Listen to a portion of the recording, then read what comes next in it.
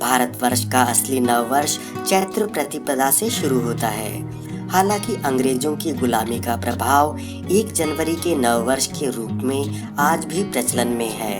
भारतीय पंचांग सभी ग्रह और नक्षत्रों की गति और भ्रमण के आधार पर बनाया गया है, जबकि अन्य कैलेंडर या तो सूर्य की गणना पर हैं या केवल चंद्रमा की गणना पर।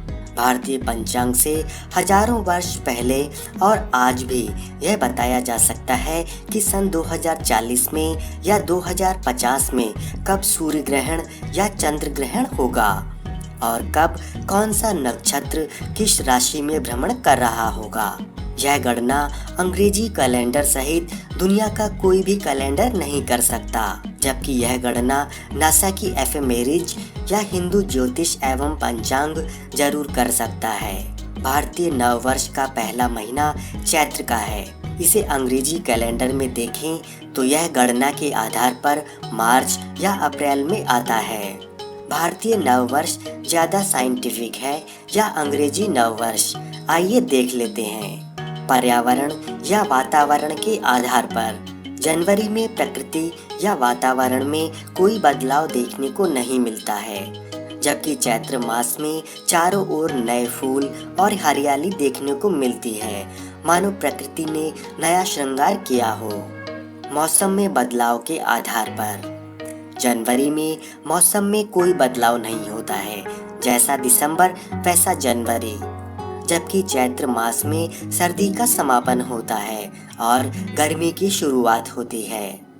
शिक्षा के आधार पर जनवरी में शिक्षा की दृष्टि से कुछ भी बदलाव नहीं होता है, जबकि स्कूलों में मार्च अप्रैल में परीक्षा होती है और पिछला सत्र समाप्त होता है और नए सत्र का प्रारंभ होता है। वित्तीय वर्ष के आधार पर जनवरी में वित्तीय वर्ष में कुछ भी बदलाव नहीं होता है, जबकि 31 मार्च को बैंकों की क्लोजिंग होती है और सरकार का बजट भी पेश होता है। किसान की फसल के आधार पर दिसंबर जनवरी में खेतों में कुछ भी नया नहीं होता, जबकि मार्च अप्रैल में फसल कटती है, घर में नया अनाज आता है तो किसानों के पास भी पैसा, खुशियां और उत्साह होता है। शुभ मुहूर्त के आधार पर अंग्रेजी कैलेंडर हम केवल तारीख देखने के अनुसार काम में लेते हैं, जबकि हमारे सारे पर्व, त्योहार, विवाह, मुहूर्त हम हमारे पंचांग के आधार पर ही मानते हैं। आयोजन के आधार पर 31 दिसंबर और 1 जनवरी को पार्टी, आतिशबाजी के अलावा कुछ परंपरा नहीं है, जबकि चैत्र मास के पहले दिन नवरात्र के उत्सव के रूप में आदि शक्ति की पूजा की जाती है। नववर्ष का स्वागत धार्मिकता और सात्विकता से होता है।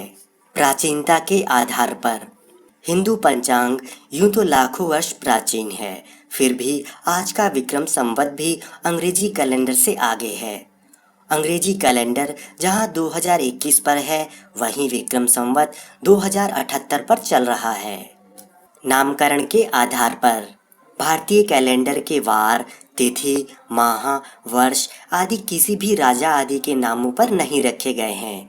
इनके नाम ग्रह, नक्षत्रों और उनके भ्रमण के आधार पर रखे गए हैं। चैत्र शुक्ल प्रतिपदा का ऐतिहासिक महत्व। आज ही के दिन भगवान ब्रह्मा जी ने सृष्टि का प्रारंभ किया था। भगवान विष्णु का पहला अवतार मत्स्य अवतार आज ही के दिन हुआ था। लंका विजय के बाद आज ही के दिन मर्यादा पुरुषोत्तम भगवान श्री राम का राज्याभिषेक हुआ था।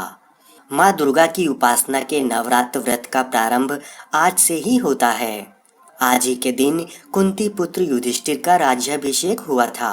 आज ही के दिन सम्राट विक्रमादित्य द्वारा विक्रम संवत प्रारंभ किया गया था।